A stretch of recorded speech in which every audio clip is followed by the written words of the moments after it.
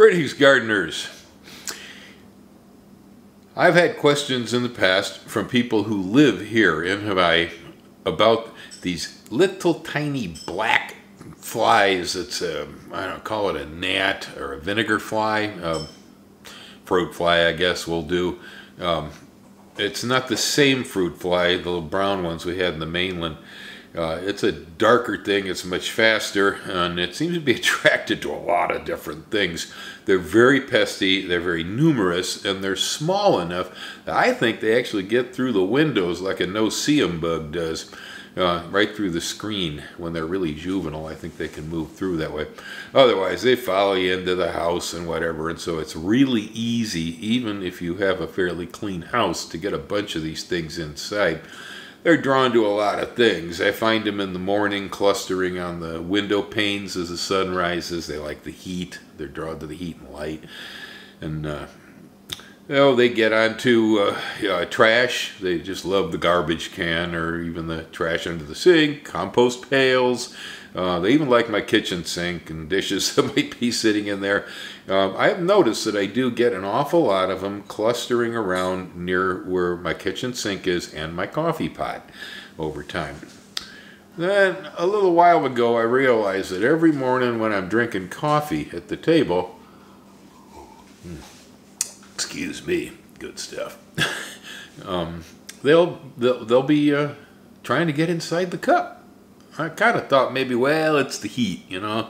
Maybe it's cool here in the morning in the house and they're drawn to the warmth or something. Or maybe it's the steam. I don't know. But they were definitely drawn to my coffee cup. Well, it was yesterday morning while I was making coffee in the dark house, and I accidentally spilled about a teaspoonful of grounds on the counter over here and didn't clean it up. Came back about an hour later and I looked and I had the stupid little bugs crawling all over that pile of dry coffee grounds on the counter. I went, odd. Why are they so drawn to coffee? Well, and then later on, Ellen went and put a bowl in the sink, put some soap in it, turned the water on, agitated it with a spray so we had a nice froth coming up on top of the bowl from the soap, and then had laid the coffee pot filter with the spent coffee grounds right next to the bowl in the sink. Let it drain out.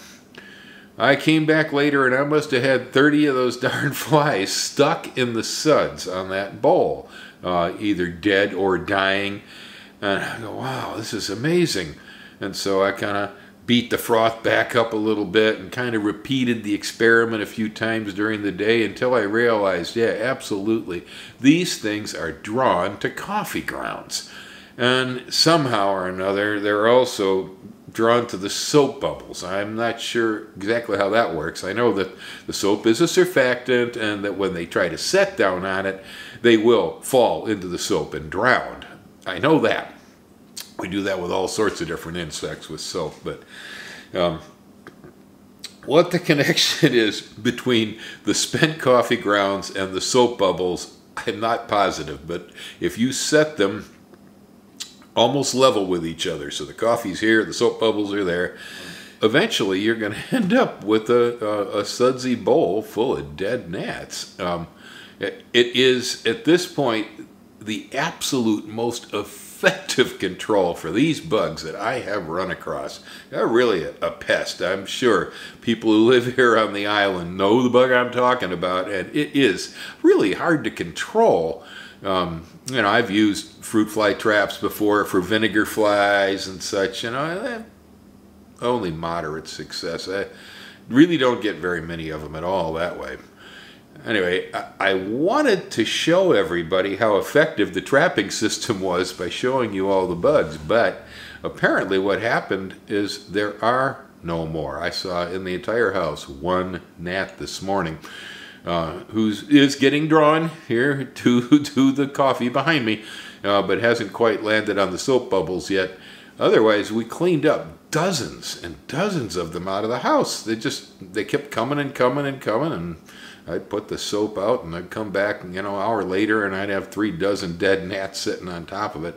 It is the most extraordinary method of using used coffee grounds and soap bubbles for controlling this. I'm sure someone out there could come up with a device that holds the coffee grounds, that holds the soap bubbles. It's, you know, perfect little traps.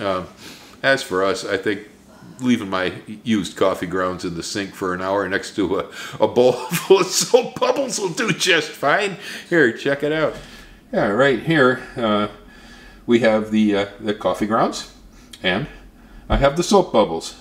Currently, I have no flies to show, so you want to try to get the coffee grounds to just about the same level as the head of soap. That seems to be the best way. I got the most flies when that happened. Why they go from the coffee grounds to the soap, I don't know. But this right here is an incredible fruit fly trap for anybody that's buggered with these little guys, because they kind of come and go in waves here. You know, we'll be free of them for a while, and then all of a sudden we get an outbreak. So if y'all are sitting around all buggered this morning with the little gnats flying around your head and around the coffee cup, they like to land on my bald spot. I hate that. And so if you have that problem this morning, try it. You'll be amazed.